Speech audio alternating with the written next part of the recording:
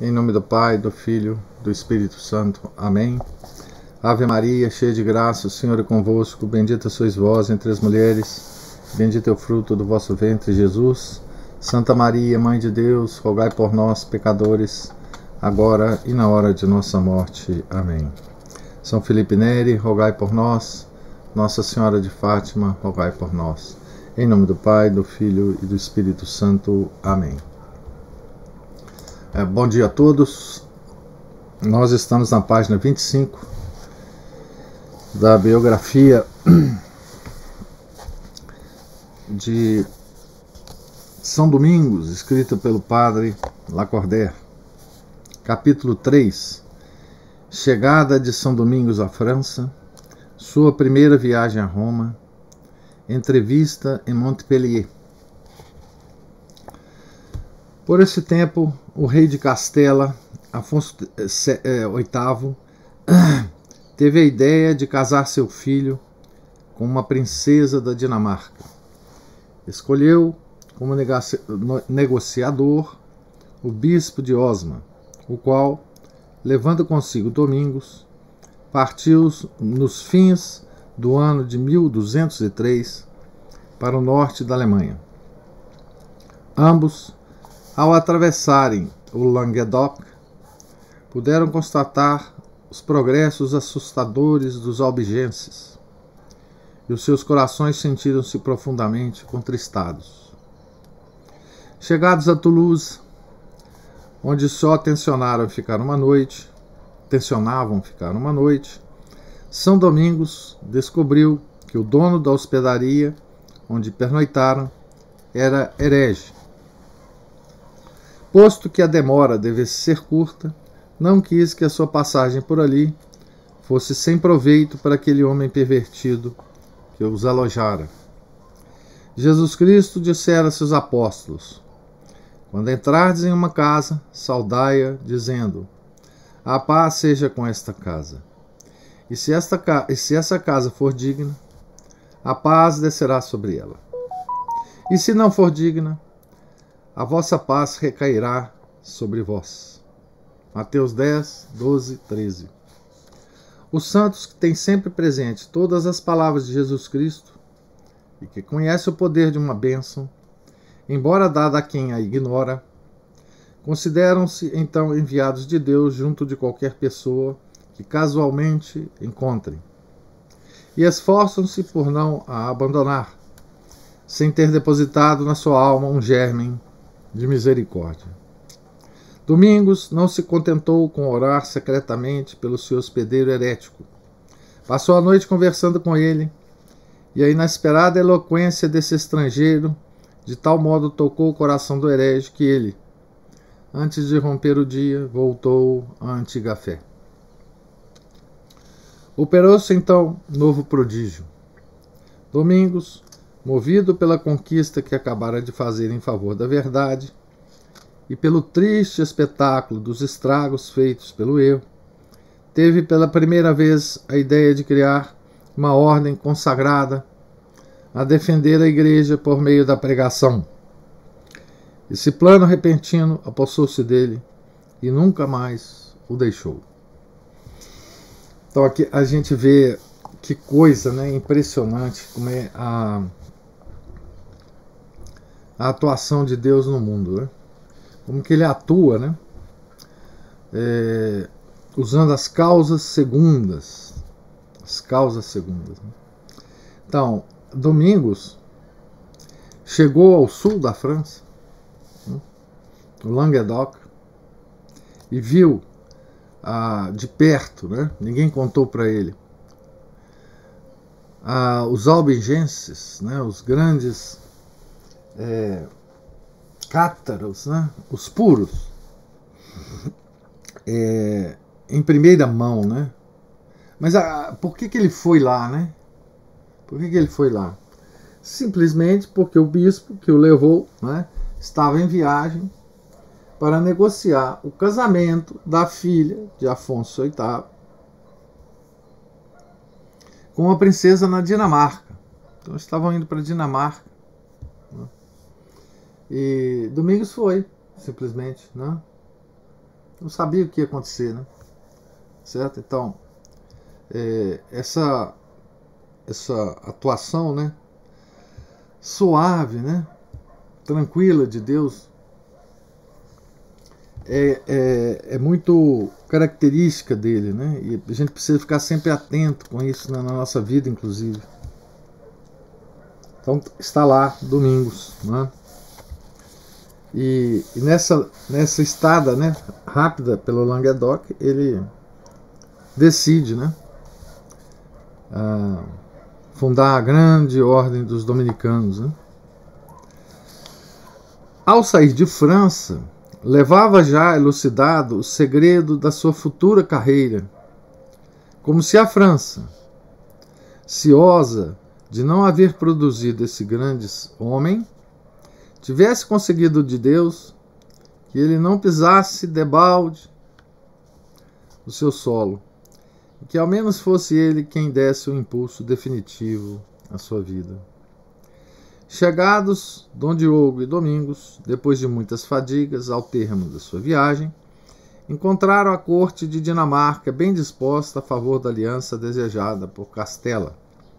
Voltaram incontinenti a participar a notícia ao rei Afonso, partindo depois de novo, com grande aparato, a fim de trazer a princesa para a Espanha. Nestes comenos, porém, morreu ela. Desligado Dom Diogo da sua missão, mandou um mensageiro a El Rei e dirigiu-se para Roma. Não havia nesse tempo cristão algum que quisesse morrer sem primeiro ir colar seus lábios sobre o túmulo dos bem-aventurados apóstolos São Pedro e São Paulo. Até o pobre punha-se a caminho e ia a pé visitar essas longínquas relíquias e receber ao menos uma vez, sobre sua fronte radiante, a bênção do vigário de Jesus Cristo. Dom Diogo e Domingos ajoelharam-se juntos diante desse túmulo que governa o mundo, e ao erguer a fronte do chão foi-lhes dado ter um novo gozo, o maior que um cristão pôde sentir neste mundo, isto é, o de ver sobre o trono pontifical um homem digno de o ocupar. Era Inocêncio III. Exatamente, Inocêncio III. Quais, de resto, os sentimentos que lhes inundaram a alma ao contemplarem o espetáculo da cidade universal, não nos diz a história. Quem pela primeira vez visita Roma, penetrado da unção do cristianismo e na flor da mocidade, reconhece a emoção produzida por ela. Os outros compreendê-la-ão dificilmente, e eu aprecio sob maneira a sobriedade desses antigos historiadores, que se calavam quando cessava o poder da palavra. O bispo de Osma havia se proposto implorar uma mercê do soberano pontífice. Resolvera abdicar do episcopado e consagrar o resto de sua vida a pregar a fé aos cumanos, povos bárbaros estabelecidos nos confins da Hungria, e que se haviam tornado célebres pela ferocidade dos seus costumes. Inocêncio III recusou a ceder a esse heróico desejo. Dom Diogo insistiu para que lhe fosse ao menos permitido, conservando o seu bispado, ir evangelizar os infiéis. O Papa, porém, persistiu na sua recusa e ordenou-lhe regressasse à sua diocese. Os dois peregrinos atravessaram, pois, de novo os Alpes na primavera do ano de 1205, com a intenção de voltar imediatamente para a Espanha. Cederam, todavia, ao devoto desejo de visitar, de passagem, um dos mais célebres mosteiros da cristandade, e fazendo uma volta vieram bater à porta da abadia de Cister. A sombra de São Bernardo pairava ainda sobre ela. Se ali já não existia a mesma pobreza, existiam, contudo, ainda uns restos de virtude, assaz belos, para que o bispo de Osma se sentisse perfeitamente encantado. Então aqui a gente vê que depois da morte de São Bernardo, né, já havia uma decadência, né, na ordem dele, né? Significou aos religiosos o prazer que teriam em revestir o seu hábito ilustre. Concederam-lhe sem dificuldade, consolando-se ele um pouco sob aquelas vestes monásticas do desgosto que tinha tido de se não poder fazer missionário e ir para o meio dos selvagens. Domingos absteve-se de imitar nisto seu amigo. Voltou, porém, de Cister, cheio de estima e afeição pelos religiosos daquela ordem. Depois de uma breve demora no mosteiro, puseram-se ambos de novo a caminho, sendo provável que descessem pelas margens do Saona e Ródano e assim chegassem aos subúrbios de Montpellier. Achavam-se então reunidos dentro dos muros de Montpellier 3 homens que nessa época desempenharam um papel importante nos negócios da igreja. Eram Arnaldo, abade de Cister, Raul e Pedro de Castelnau, monges da mesma ordem. Tinha-os o Papa Inocêncio III, nomeados delegados apostólicos nas províncias de Arles e Narbonne, com plenos poderes de procederem como julgassem proveitoso para a repressão da heresia. Porém, a sua missão, que já durava havia 1 ano, não tinha tido nenhum resultado. O conde de Toulouse, senhor dessas províncias, protegia abertamente os hereges. Os bispos negavam-se a auxiliar os delegados, uns por covardia, outros por indiferença e outros por serem eles próprios hereges. O clero incorrera no desprezo do povo, ao que observa Guilherme de Puylaurens. O nome de eclesiástico se tornar proverbial como o de judeu, de forma que, em lugar de se dizer preferia ser judeu a fazer isso, muitos diziam preferia ser eclesiástico. Quando os clérigos apareciam em público, tinham o cuidado de puxar o cabelo para trás, para a testa, para esconderem a tonsura, e faziam a mais pequena possível. Raro era serem os filhos dos cavaleiros destinados para essa carreira eclesiástica, apresentando, porém, os filhos de seus dependentes para as igrejas cujos dízimos lhes pertenciam, e conferindo os bispos as ordens em quem podiam. Isso é uma descrição aqui da época, né? Inocêncio III não dissimulara aos seus legados a grandeza do mal. Em carta de 31 de maio de 1204, então, inicinho, né, do século XIII, dizia-lhes: aqueles que São Pedro chamou a partilhar com ele a solicitude com que guarda o povo de Israel não velam de noite sobre o rebanho. Pelo contrário, dormem e retiram-se do combate, enquanto Israel luta com Madian. O pastor degenerou em mercenário, já não apacenta o seu rebanho, apacenta-se a si próprio. Aproveita-se da lã e do leite das suas ovelhas. Não se inquieta com os lobos que entram no redil, e não confronta com uma muralha os inimigos da casa do Senhor. Como uma muralha, né? Como mercenário que é, foge diante da perversidade que podia aniquilar e pela traição torna-se o protetor dela. Todos quase desertaram a causa de Deus, e dentre os que ficam, muitos lhes são inúteis. Então, o próprio Inocêncio III, né, descrevendo, né, a situação nessa área da cristandade, né, sul da França. Né. Os 3 legados eram homens de uma grande fé e de um grande caráter. Então note, aqui São Domingos e Dom Diego estão voltando para a Espanha e passaram de novo nessa região, certo? Então, o objetivo deles é chegarem à Espanha, né? Tá certo? Então eles encontram os 3 legados lá do Papa, né? Os 3 legados eram homens de uma grande fé e de um grande caráter.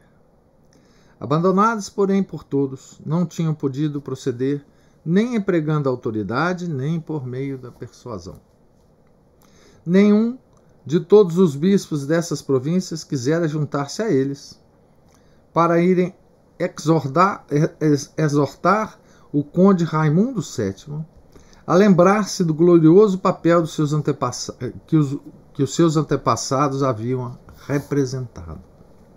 Não tinham tido melhor resultado as suas conferências com os hereges, opondo-lhes estes sempre como argumento deplorável o modo de vida do clero e recordando-lhes a palavra do Senhor: pelos seus frutos os reconhecereis. O argumento dos hereges era o seguinte: eles se pareciam muito penitentes, os cátaros, muito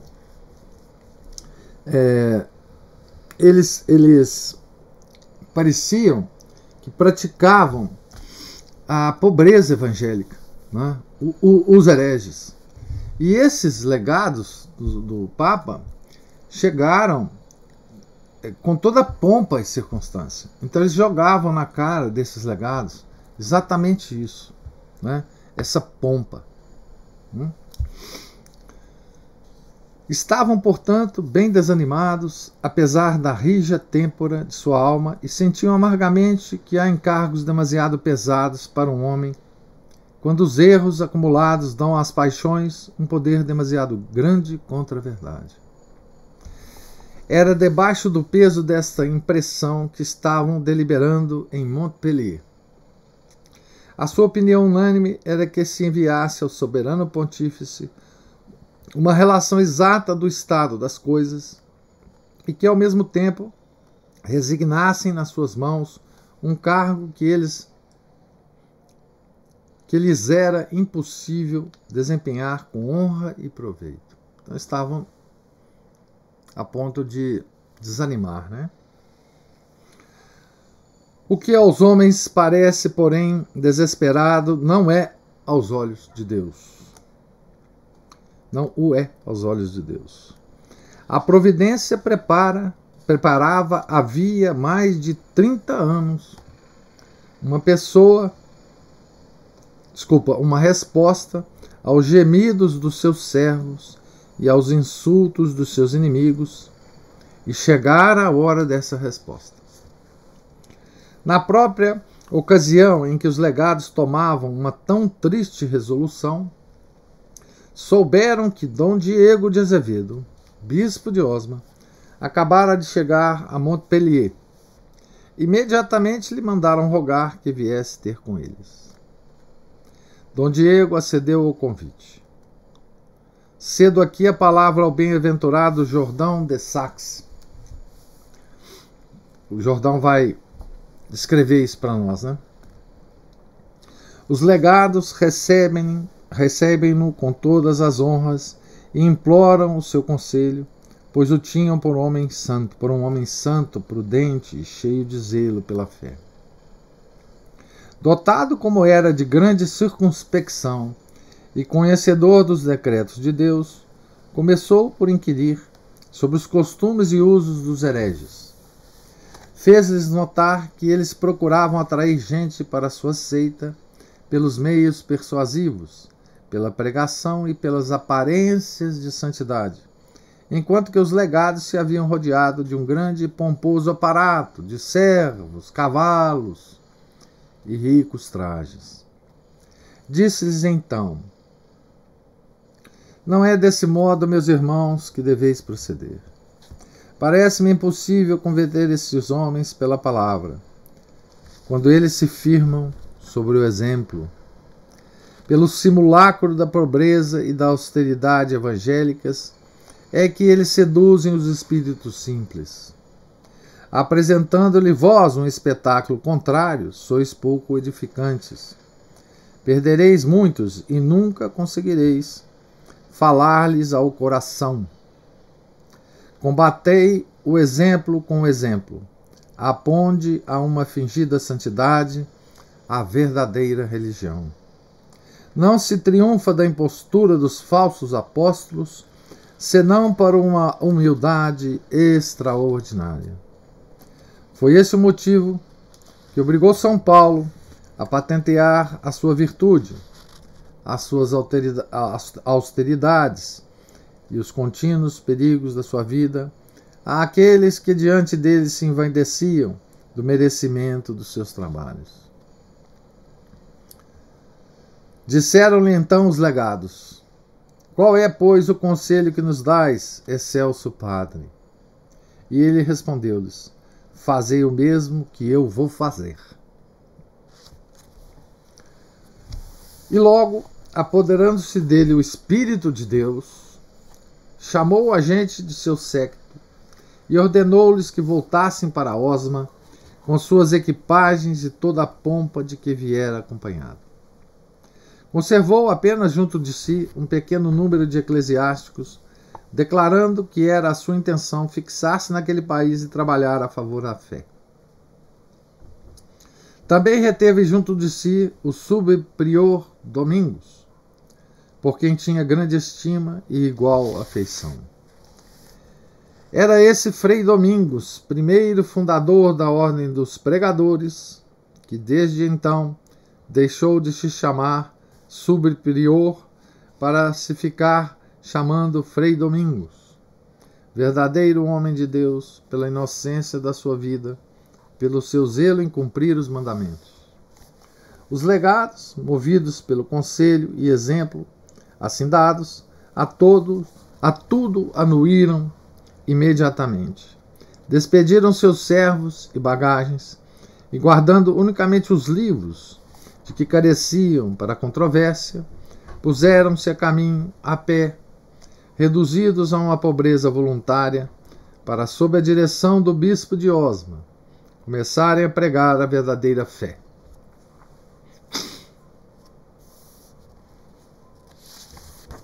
Então, olha que beleza, né? Que sabedoria do Dom Diego.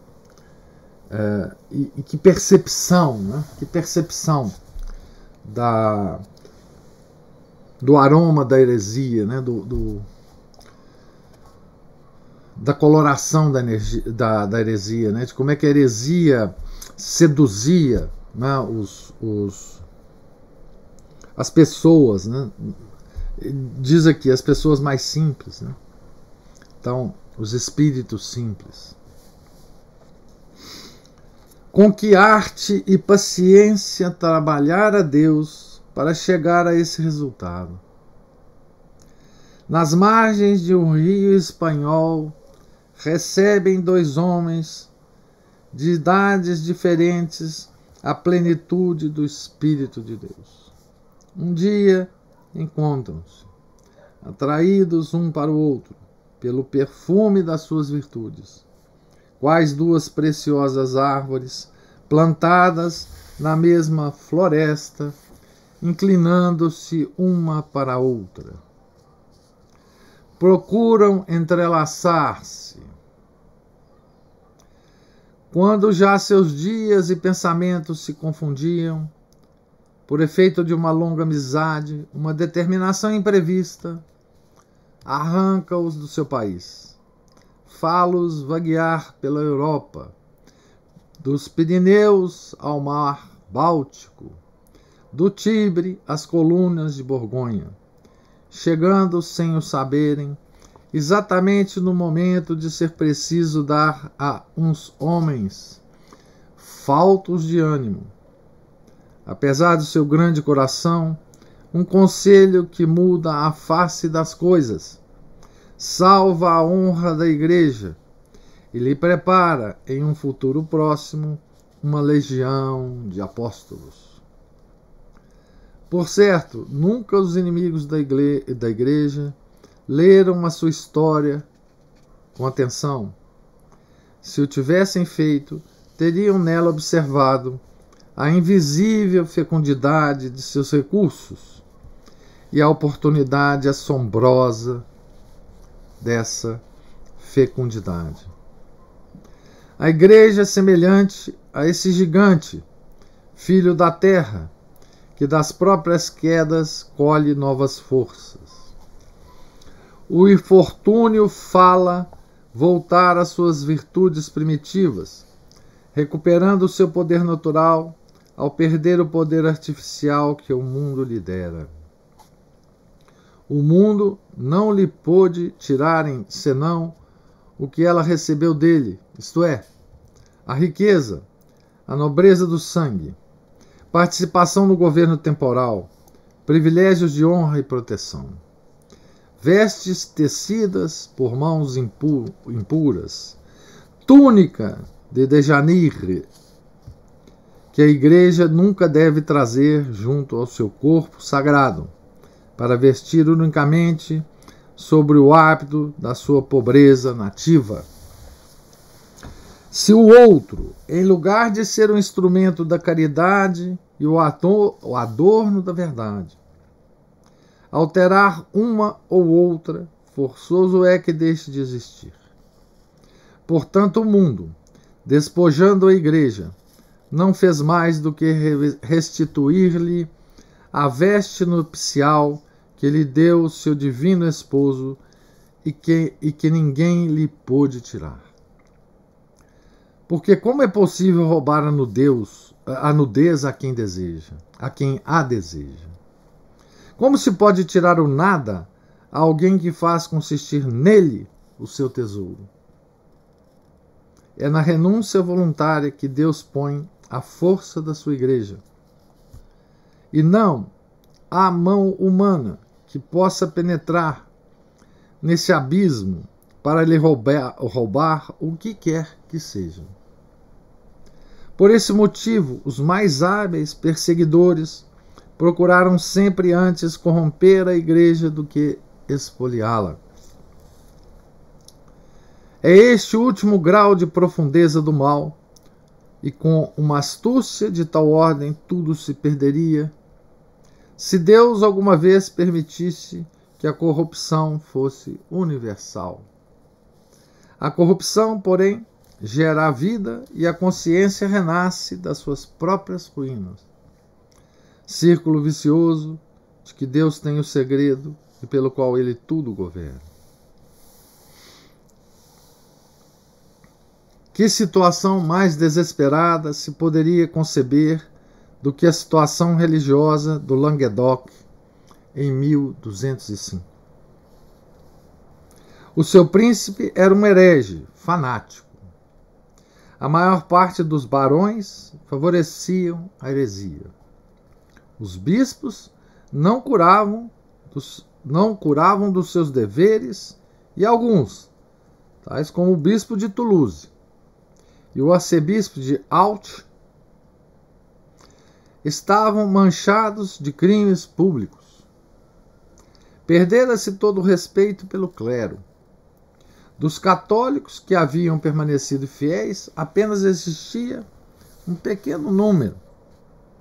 O erro zombava das desordens da Igreja, dando o espetáculo de uma virtude fictícia e o desânimo apoderara-se daqueles mesmos que ainda conservavam uma fé inabalável num coração casto e forte. Basta, porém, ali chegarem 2 cristãos para tudo se transformar. Conseguem reanimar a coragem dos legados da Santa Sé, desmascarar os hereges por meio de um apostolado pobre e austero, fortalecer as almas hesitantes, consolar as almas fortes e arrancar o episcopado a sua apatia. Um bispo eminente toma posse da sede de Toulouse, e ainda que a vitória não seja decisiva, é contudo considerável o bastante para manifestar de que lado se acha a razão, a retidão, o zelo, a dedicação e a realidade da causa divina a que servem. Então vamos contemplar, né, aqui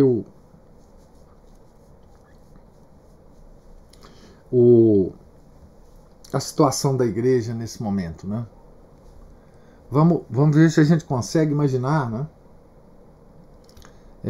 o que, digamos assim, um católico normal. Pode falar, Juliana.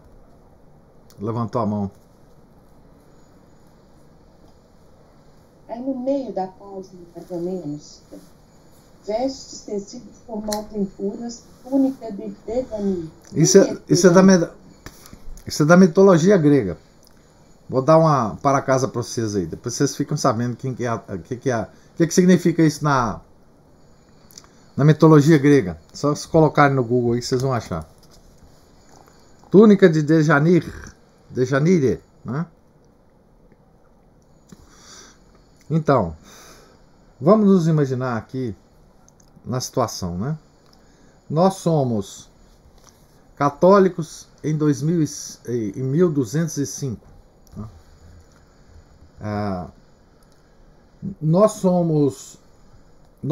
só somos católicos porque o nosso ambiente nos fez católicos. Nossos pais nos fizeram católicos. Nós temos muito pouca informação sobre a corte papal. Talvez nós não saibamos nem quem é o Papa, né? Então nós somos ovelhas dos pastores mais próximos, né?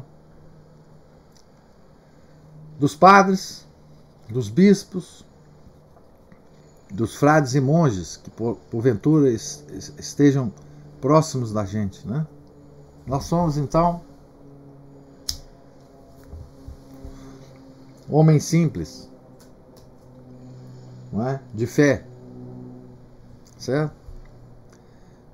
Então nós temos as práticas católicas, nós temos as nossas devoções católicas, e de repente nós somos súditos de um príncipe, não é? E de seus barões, não é? Estamos em plena Idade Média, não é? E de repente nós vemos todo mundo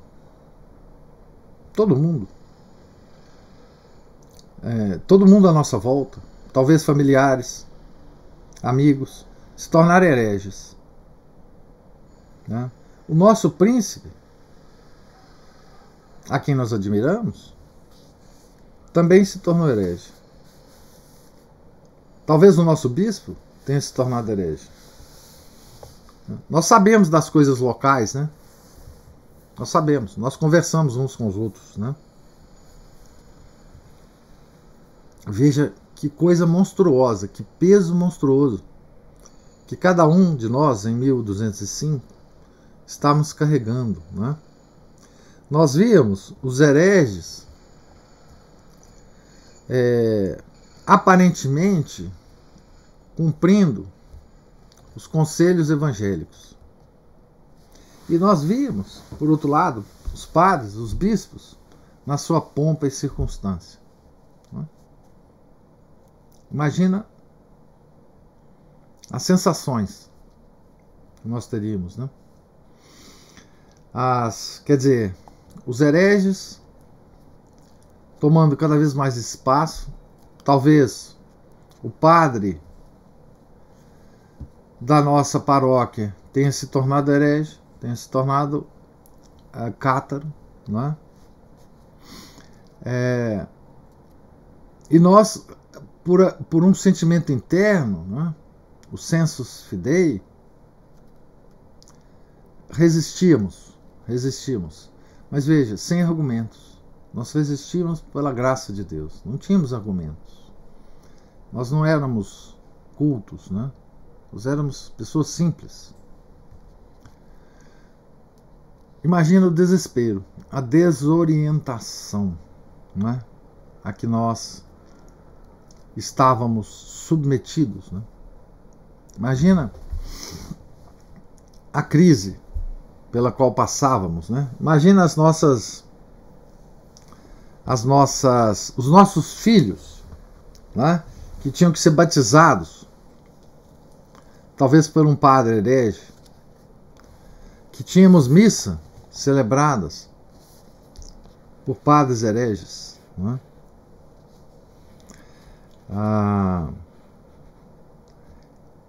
Então, tudo isso nos serve de lição para hoje.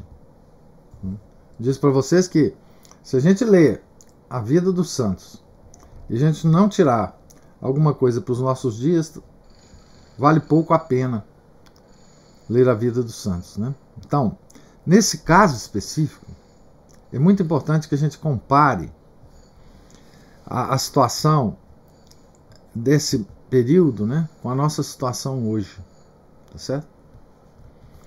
A esses católicos simples, medievais,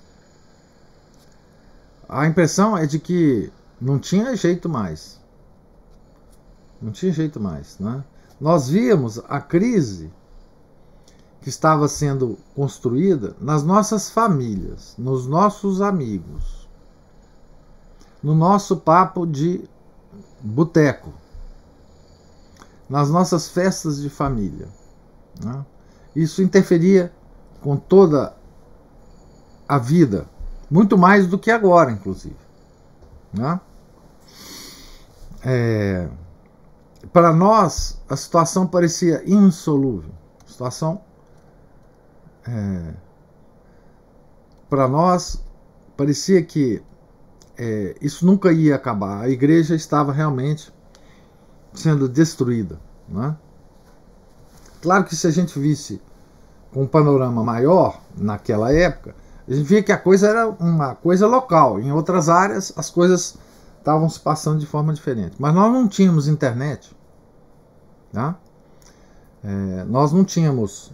As notícias que a gente recebia era de viajantes, não é? Olha, vim de tal lugar, lá não está tão ruim assim e tal. Mas isso era muito pouco, né? Então,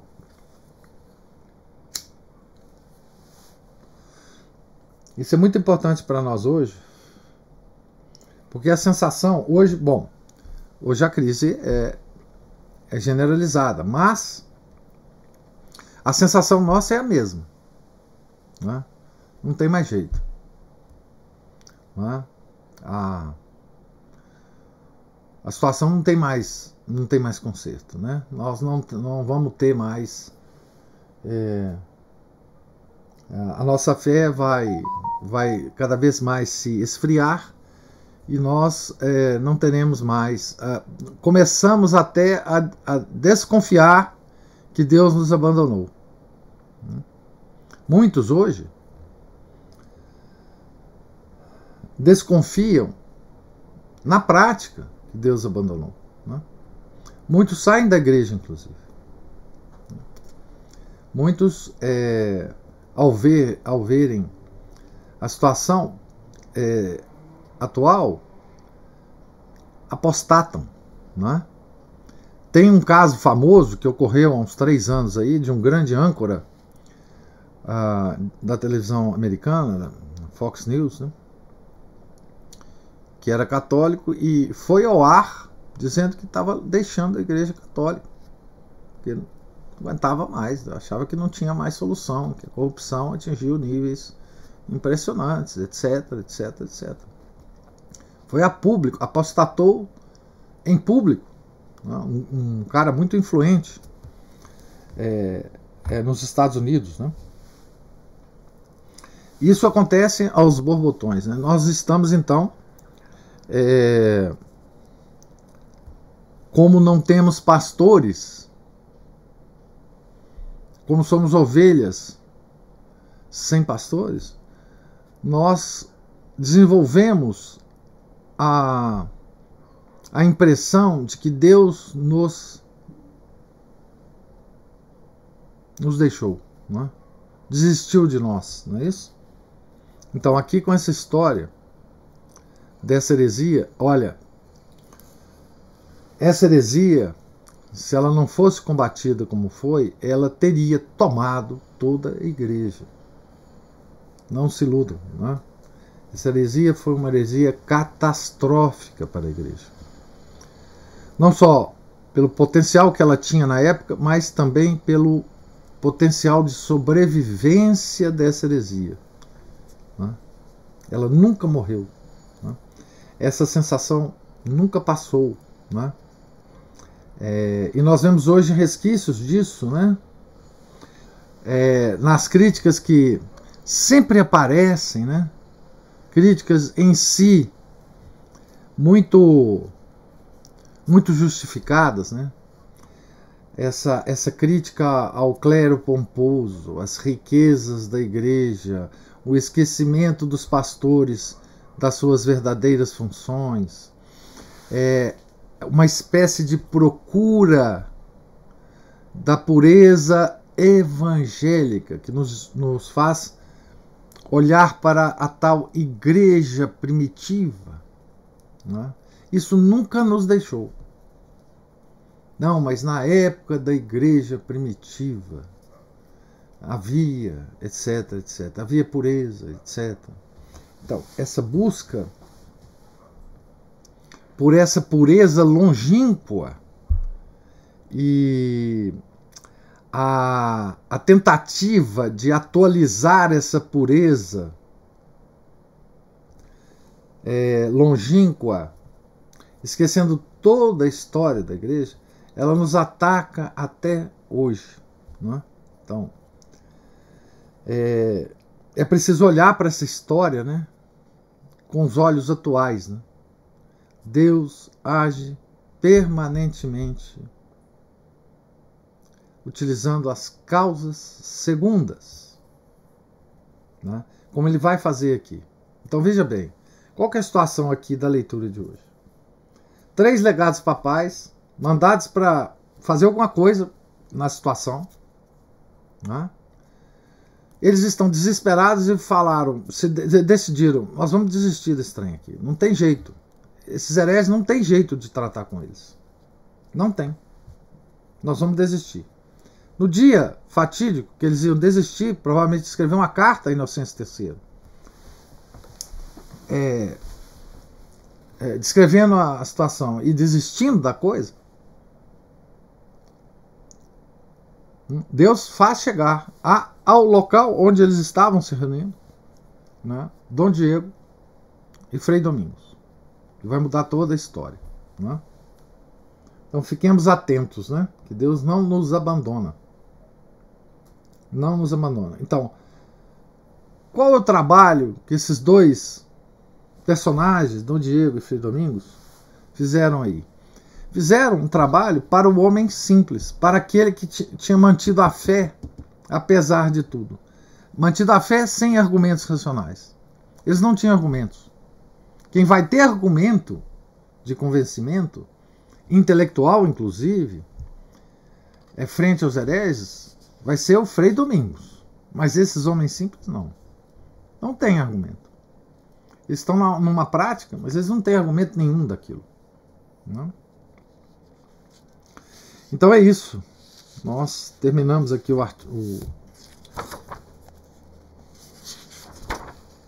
o capítulo 3, se não me engano, né? Estamos na página 31, e eu pergunto se vocês têm alguns observação ou pergunta. Eu. Diga. Ó, com base nisso que você falou por último, né?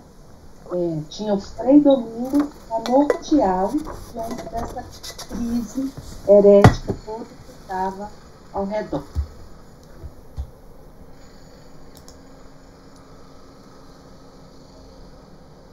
Nós no meio de nós, assim. Desculpa, eu perdi alguma coisa da sua fala porque deu uma travada aqui. Eu ouvi o barulhinho. Estou dizendo o seguinte, nessa época aí havia o Frei Domingos para dar uma norteada. Que não era ninguém, né? Digamos assim. Frei Domingos nessa época não era ninguém. Ninguém. Ainda tem essa, né? Quer dizer, era uma pessoa que estava ali. Ele só estava ali por causa do bispo. O bispo era uma figura eminente. Sim. E não tinha, vamos contar que não tinha as redes sociais, não tinha as lives. Não. Eles não participavam de lives. Então, quer dizer, ele ainda atingia um número bem reduzido de pessoas. Isso. Bem reduzido. Viajavam a pé? Viajavam a pé, exato. Agora, e hoje? Nós teríamos um Frei Domingos? Não sei, às vezes tem um desconhecido por aí, né? Ou às vezes tem muitos Freis Domingos, quem sabe? Não, mas o senhor vislumbra, assim, estou perguntando enfaticamente. Não, claro que não. Eu vislumbro a confusão. Eu vislumbro como os homens simples estão vivendo hoje. Não é? Quem são os homens simples? Quem são aqueles que mantêm ainda a fé? Não é? São aqueles engolfados pela crise. Somos nós católicos engolfados pela crise. É a sua mãe, por exemplo. É todo mundo que vê a igreja, que vai à missa, mas que não entende muito bem o que está acontecendo. Que às vezes segue o seu pastor. Não entende muito bem ou não entende nada, né?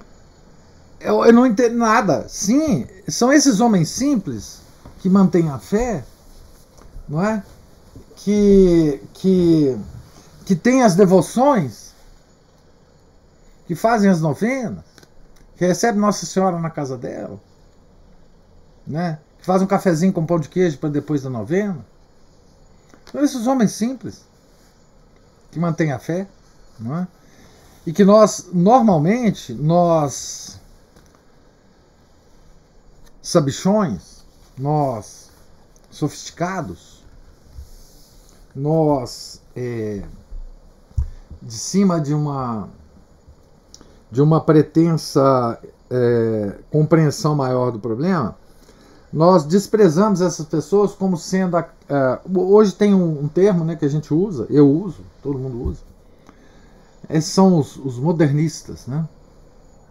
Bom, esse pessoal está engolfado em uma situação de crise que tem tinturas heréticas, né? Por que a gente chama os cátaros de hereges? E não podemos chamar hoje essas outras pessoas de hereges? Porque a igreja definiu a heresia. A igreja, o Papa definiu a heresia. Né? O Papa declarou esse pessoal herege. Então, uma pessoa só pode ser declarada herege pelo pontífice. Né? Então, a gente sente que tem aroma de heresia o que ocorre hoje na igreja. A gente sente que a coisa não está certa. E a gente está esperando a autoridade da igreja. Né? Como aqueles estavam esperando a autoridade da igreja? Que não vinha. Que não vinha. E que não virá, né? No nosso caso, não virá. Uai, não sei. Eles também talvez afirmassem isso, Juliana, na época. Não, Inocêncio III não está nem aí para mim. Eu nem sei se eles sabiam que era Inocêncio III. Mas muito provavelmente eles falavam, pô, o Papa esqueceu da gente. Deus esqueceu da gente, o Papa esqueceu. Né? O Papa esqueceu da gente. Né? Hoje a gente sabe que o Papa era um bom Papa, tá certo? Mas na época, quem pode nos afirmar que aqueles católicos do Languedoc, que permaneciam na igreja, sabiam que o Papa era um bom Papa, que ele estava... porque eles conviveram com papas maus, né? Também. Uhum. Então... mas não tinha as redes sociais para chegar às informações do Papa. Olha, eu estou aqui, estou pensando no que eu posso fazer para a verdade chegar até você. Eles ficavam esperando até a coisa acontecer realmente. Mas o Papa, ele não se comunica, ele não deve se comunicar assim, né, com os fiéis, né? Pois é, eu estou fazendo um paralelo aqui na minha mente, eu estou fazendo um paralelo entre isso que está descrito aqui e o que a gente está vivendo hoje. Pois o que a gente está vivendo hoje é porque a gente tem a impressão que com as redes sociais nós estamos sabendo de tudo. Isso é a maior bobagem. Nós não estamos sabendo de nada. Não estou saber, mas, por exemplo, ter a consciência... eu digo o seguinte, imagine que se o Papa Inocêncio III estivesse hoje, nos nossos dias, ele não estaria indo para as redes sociais dar apoio aos globalistas. Eu nem sei disso, porque hoje as redes sociais,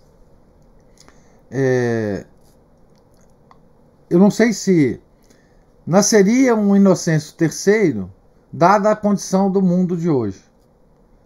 Tá certo? Eu não sei até que ponto a própria tessitura da nossa realidade hoje daria oportunidade, né, para que isso acontecesse. O que eu estou querendo dizer é o seguinte, independente da nossa situação hoje, como foi independente da situação em qualquer momento da história, a nossa posição deve ser a desses simples homens de 1205 que não perderam a fé. Uhum. Fazendo coisas simples, não sofisticadas. Veja, naquela época, o que era sofisticado? Sofisticado era um príncipe, as suas roupas, o seu castelo. Tá certo?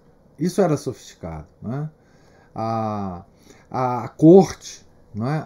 As reuniões da corte. Os homens simples não tinham acesso a essa sofisticação. Poderiam até querer ou desejar, mas não tinham. Nós hoje temos a impressão de que nós temos acesso à nobreza de hoje. Não temos. Por mais que essa impressão seja nos passada pelos meios de comunicação que hoje existem. O que ocorre no mundo, o que de importante ocorre no mundo, nós ficamos sabendo muito parcialmente e muito depois do que as coisas aconteceram. Essas informações elas são muito difíceis de chegar, tanto em 1205 quanto agora para nós. O problema nosso é que nós temos a impressão de que nós sabemos que as coisas estão, quais as coisas estão ocorrendo por causa desse volume de informações detalhadas sobre nada. Né? Então, o que eu estou querendo dizer com isso é o seguinte: tal como lá, em 1205, agora o Deus é o mesmo e o Deus não esqueceu da gente. Por mais que a crise da igreja nos faça pensar de outra forma. A crise da igreja e do mundo, né? Então, eu estou querendo dizer o seguinte: não sei se há um Dom Diego e um Frei Domingos por aí. Não sei. O que eu sei é que Deus não vai abandonar o seu povo. O povo escolhido. não é, dele. E porque ele nunca fez isso, ele nunca fará. Deus usará das causas segundas para nos auxiliar, seja com castigo, porque Deus auxilia a gente também assim, seja com homens desse calibre, né? Então a gente tem que tomar, veja, a crise dos cátaros, se ela tivesse tido a oportunidade de se espalhar pelo mundo, ela teria tentado destruir completamente a igreja, o papado, tudo. Tá certo? Então, não percamos a fé. Tá certo? Nós temos hoje a mania, o hábito de pensar que dentro dessa crise toda, né, que o catolicismo, os verdadeiros homens de fé estão, digamos assim, numa região chamada tradição da igreja, tá? Então nós que somos, né, beneficiados com a missa tridentina, somos aqueles puros, né? E nós desconhecemos o homem simples, católico simples, que está indo nas outras missas e que está mantendo a fé talvez mais do que nós. Certo? Existe no mundo uma espécie de católico anônimo que não participa dessa confusão, mas que mantém a fé. Então nós esquecemos de uma parte da igreja que nos é desconhecida, que ainda mantém a fé, que ainda mantém o ideal de santidade, que ainda... Tá certo? Nós estamos um pouco... Os nossos olhares estão ainda um pouco desviados de toda a massa da igreja. De toda a massa da igreja. Nós não podemos simplesmente interpretar dicotomicamente, como nós fazemos, a igreja. Tá certo? Não podemos. Não podemos, isso é um erro. Isso é um erro a gente considerar que hoje existe uma região de bons católicos, aquelas inclusive em que nós nos encontramos, né? Coincidência? E existe uma região de maus católicos, aquela outra, né? E que lá não existe ninguém que preste, né? Eu, pessoalmente, cada vez tenho mais achado que existe uma multidão de bons católicos. Uma multidão de bons católicos. E que essa multidão de bons católicos, quando o verdadeiro pastor aparecer, elas vão se ligar a esse bom pastor, a esses bons pastores, automaticamente, pelos sensus fidei. Acho que a Ana Paula levantou a mão aí. Sim, professor. Eu primeiro queria dizer que eu estou adorando essa mensagem que o senhor está deixando na sexta-feira, assim, que isso dá uma acalmada mesmo, né, no espírito. Mas essa conversa aí do senhor com a Juliana está me fazendo lembrar de um evangelho, né, em que Nosso Senhor fala que ele não veio para trazer a paz, mas sim a espada, que fica, é alguma coisa assim, não é? Que haveria filho contra a mãe, genro contra a sogra, não é? Essa característica, porque a paz de Nosso Senhor é essa. Traria a separação nesse sentido, de que as pessoas vão ter dentro da própria casa, vai ter gente que acredita, vai ter gente que não acredita. Ué, não é? pensa nos católicos da antiguidade, pra você ver. Uma pessoa convertida na família, o resto tudo era pagão. Uhum. Sempre foi assim. É que puseram na nossa cabeça que esse mundo aqui seria, a nossa vida seria como voar em céu de brigadeiro. Isso se chama milenarismo. Porque a gente está procurando o céu aqui. Uhum. Claro. Perfeito. Sua reflexão é perfeita. Maria Cristina está escrevendo aqui: estou impressionada como ler esse capítulo parece ler o nosso século. Também agradeço toda essa reflexão. Se 2 homens salvaram a igreja ali na França, dos anos 1000, Deus suscita quem Ele quiser para salvar a igreja dos anos 2000. É simplesmente isso. Não é? Quando Ele decidir... Gente, quando Deus decide uma coisa, nenhuma força humana, nenhuma força infernal consegue resistir. Tá certo? Então, lembra dos apóstolos no barco, na tempestade, e Nosso Senhor estava dormindo, descansando, e eles desesperados, pensando consigo mesmos, né? Pô, mas o mestre aqui nos abandonou. Mas ele estava lá fisicamente, né? Estava lá, dormindo.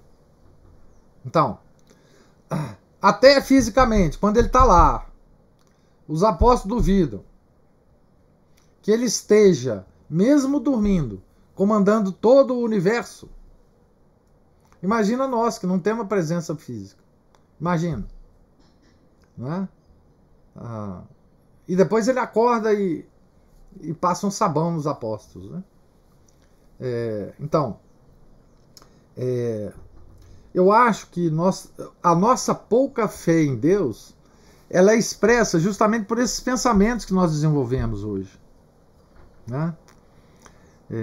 Não, puxa vida, a igreja aí, esse pessoal todo que vai nessas missas, tá tudo perdido. Tá tudo perdido, ninguém tem mais condição de fazer nada, etc, etc. Esse é um erro, né? Esse é um erro. A fé católica tem uma dinâmica que ultrapassa muito esses pensamentos simples, né? Esses pensamentos simplórios que nós desenvolvemos, nós os sofisticadinhos, os sabichões, né?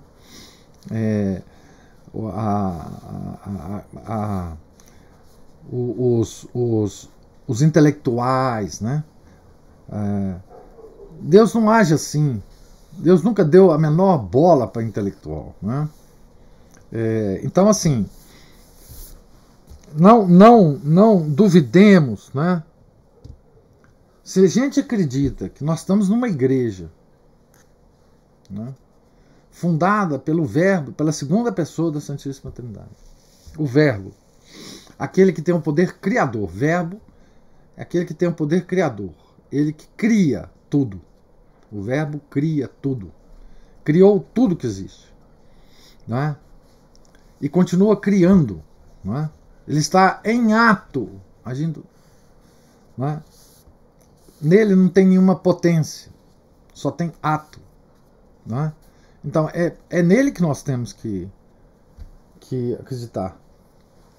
As aparências, as tecnologias, a tessitura social em que nós vivemos, essa muda de época para época, né? Nós sofremos a influência disso na nossa vida, né? Na nossa conformação mental, em tudo mais. Mas isso está muito abaixo da eternidade, da permanência, do ser subsistente, né? Então, é por isso que a gente tem que tomar as lições da história, né? E transportá-la para a nossa época, para que, né, com argumentos, aí sim, intelectuais, nós possamos perceber que essa confusão que nós vivemos hoje, ela está para muito além da nossa compreensão. E que o que nós temos que fazer é manter a fé intacta. A nossa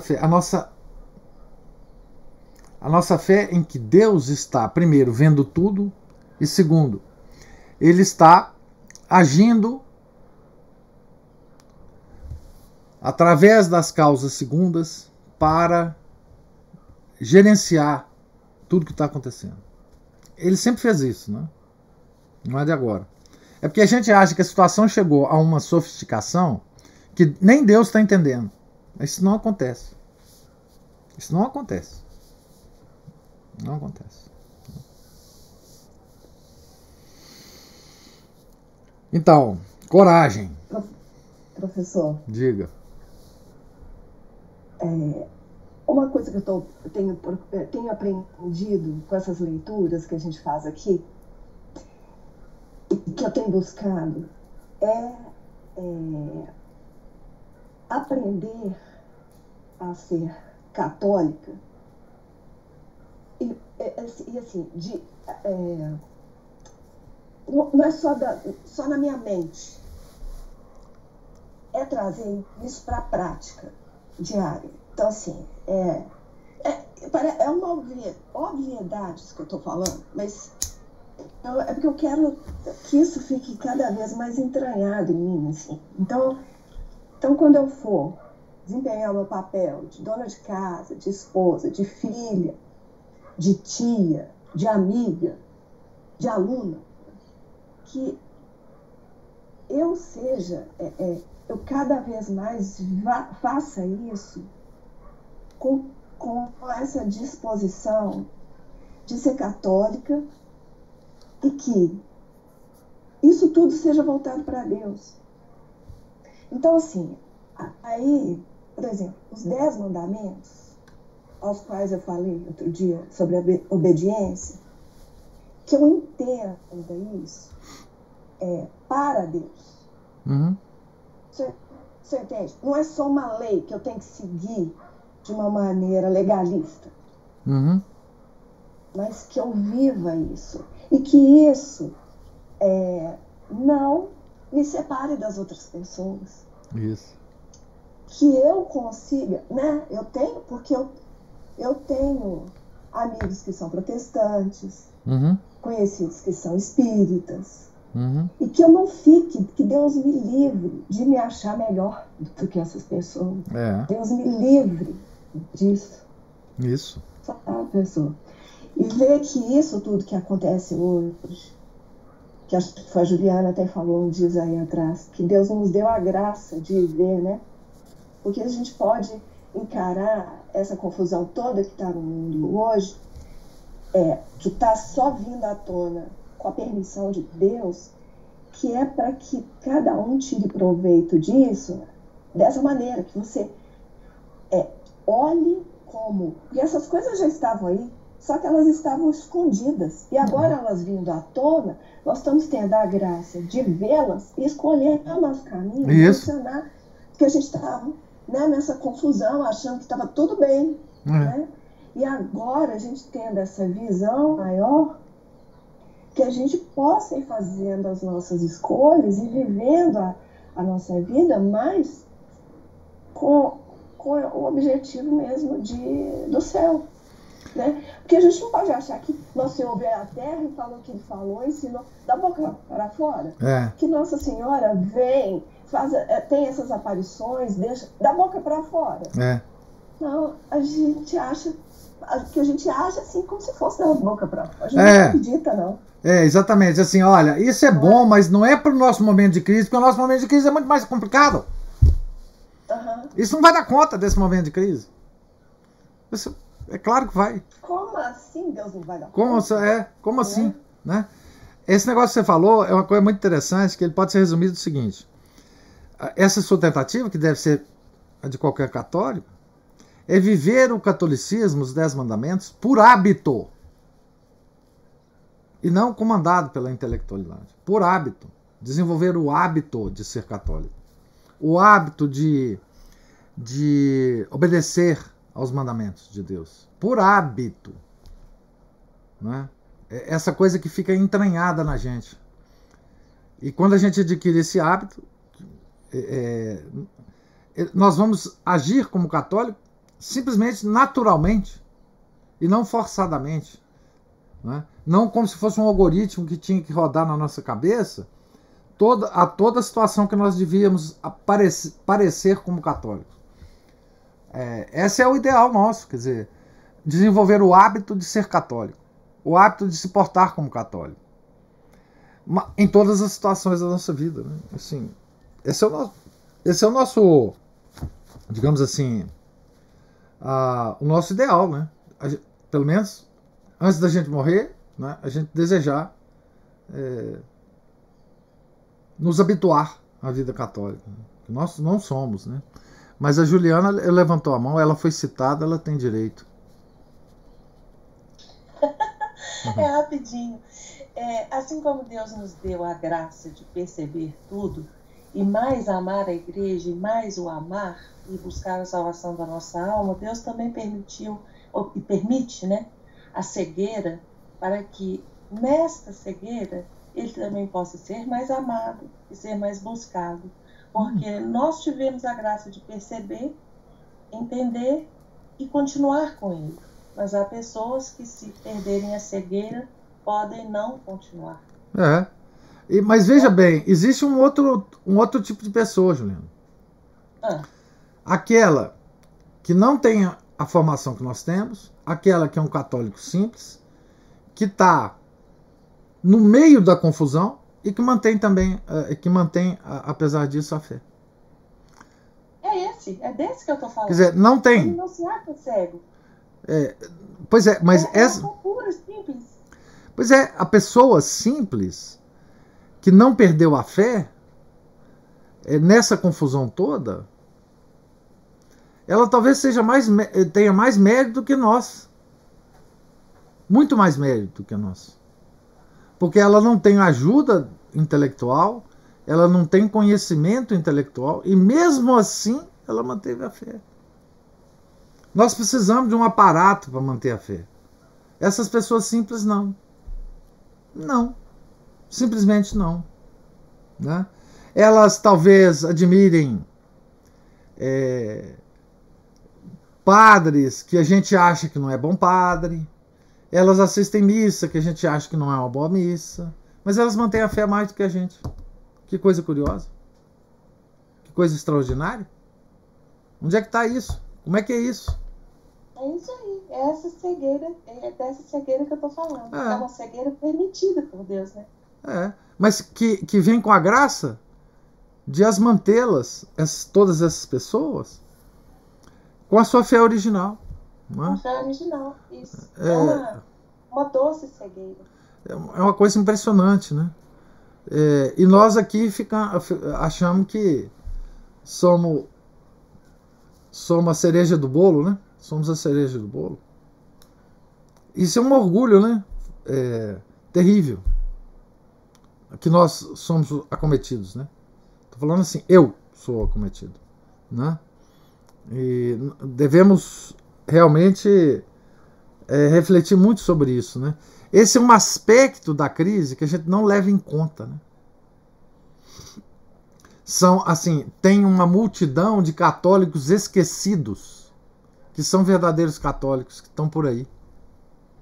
Esquecidos. Nós não achamos que eles existem. Né? Mas, enfim. Pois bem, gente. Coragem, gente. Coragem. Deus lhes pague a paciência, a presença, a participação, tá certo?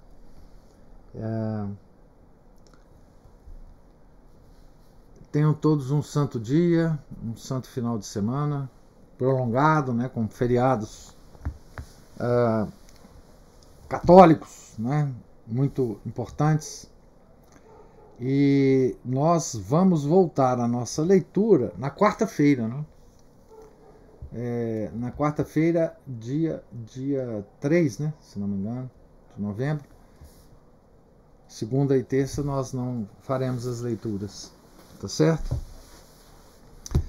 Até amanhã. Até amanhã não, amanhã é sábado. Então. Por que você está falando? Sábado não tem leitura não, matinal não. Então é até quarta. A gente se encontra amanhã. Ah, sim. Mas aqui, nessa mesma bate-hora, nesse mesmo bate-canal, vai ser quarta-feira, né? Tá certo? Tenham todos um santo dia, um santo final de semana, santos feriados. Tá certo? Fiquem com Deus. Em nome do Pai, do Filho e do Espírito Santo. Amém? Ave Maria, cheia de graça, o Senhor é convosco. Bendita sois vós entre as mulheres, e bendito é o fruto do vosso ventre, Jesus. Santa Maria, Mãe de Deus, rogai por nós, pecadores, agora e na hora de nossa morte. Amém. São Felipe Neri, rogai por nós. São Domingos de Gusmão, rogai por nós. Nossa Senhora de Fátima, rogai por nós. Em nome do Pai, do Filho, do Espírito Santo. Amém.